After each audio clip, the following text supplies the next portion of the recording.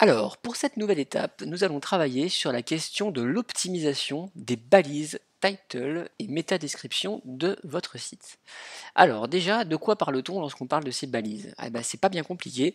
Lorsqu'on tape un mot-clé dans Google, donc disons par exemple lave-linge pas cher, eh bien les liens bleus qu'on a là, sur lesquels on peut cliquer, ce sont les balises title des pages. C'est-à-dire que ça, Google en fait ne le génère pas lui-même, il va le chercher dans le code source de la page. Donc si par exemple je vais sur cette page-là, et que j'accède au code source, donc je fais clic droit, afficher le code source, et que je cherche la balise title, donc la balise title c'est un élément qui s'ouvre et qui se referme, vous voyez, ouverture title, fermeture title, et entre les deux vous avez le texte qui sera sélectionné par Google comme étant le lien bleu.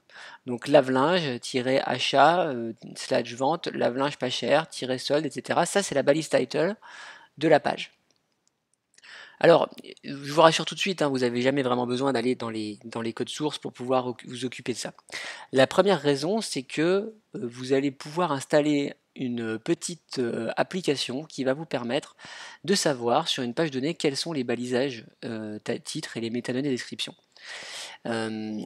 Petite précision au passage, la métadonnée description, c'est donc ce qui est en dessous ici, hein, donc c'est les quelques lignes qui vont décrire un peu plus précisément. Tous ces éléments-là sont fondamentaux pour le référencement pour deux grandes raisons. La première, c'est que Google utilise le contenu de ces éléments-là pour savoir de quoi va parler la page.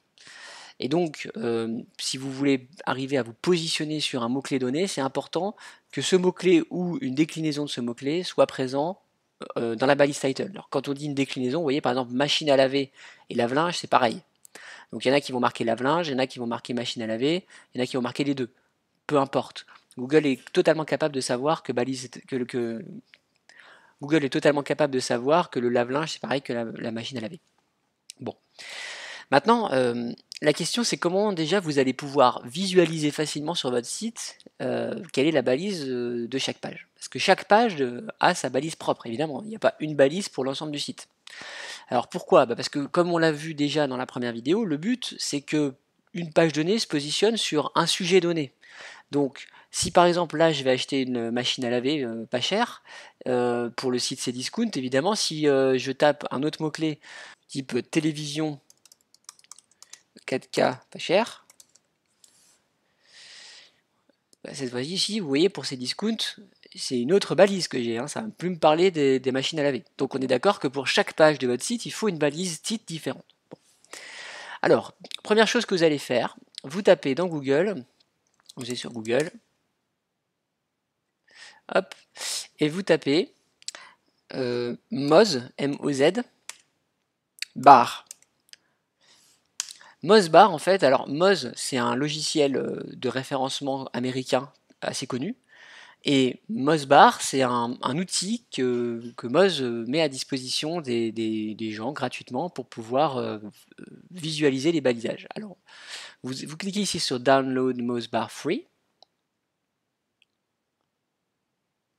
et puis ici vous cliquez sur l'ajouter.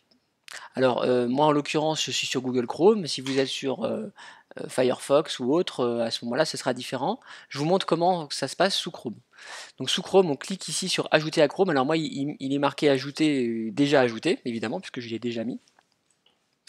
Et donc une fois que c'est ajouté, vous allez voir ici dans votre barre en fait, arriver le petit M qui se situe ici.